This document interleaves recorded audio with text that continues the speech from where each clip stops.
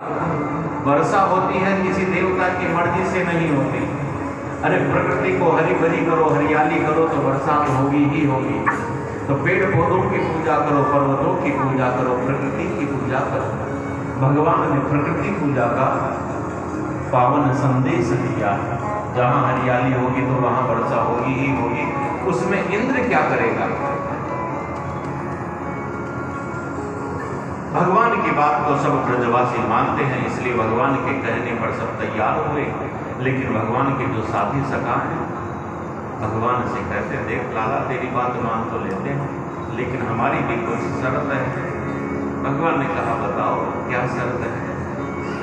हम तुम्हारे देवता की पूजा करेंगे तो तुम्हारे देवता को प्रत्यक्ष दर्शन देना पड़ेगा। भगवान कहते हैं दर्शन देगा।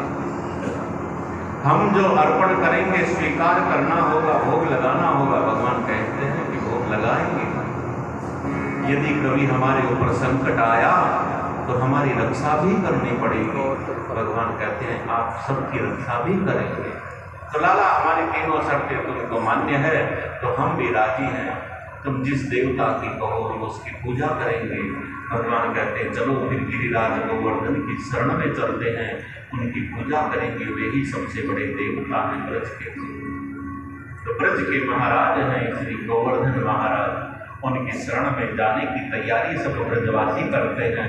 हम लोग भी वही तैयारी करें, लेकिन उससे पूर्व हम सबकी तो क्या भाई धर्म की रक्षा करने के लिए भी जिन्होंने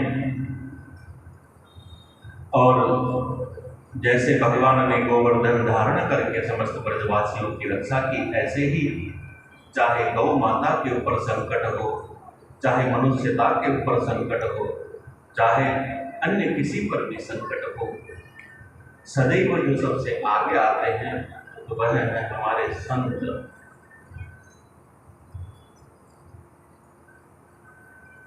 संतों ने ही धर्म के मार्ग को प्रशस्त किया है, सुरक्षित किया है। संत ही अध्यात्म के प्राण हैं। तो हम भी अपने मध्य आए हुए ब्रह्म पीठाधीश्वर जी अनंत श्री विभूषित पूज्यपाद श्री राम रतन देवाचार्य जी महाराज से निवेदन करते हैं, अपने आशीर्वचनात्मक वाणी से हम सब पर आप कृपा करें। और फिर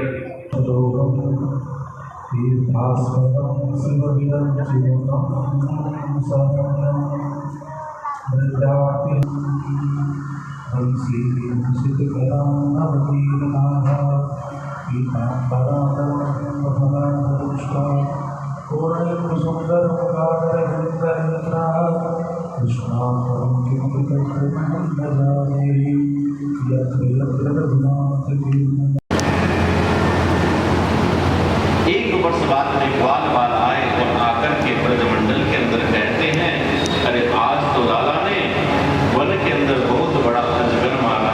ब्रजवासी कहते अब तक तो वह सूख गया होगा, वह तो 1 वर्ष पहले मारा था।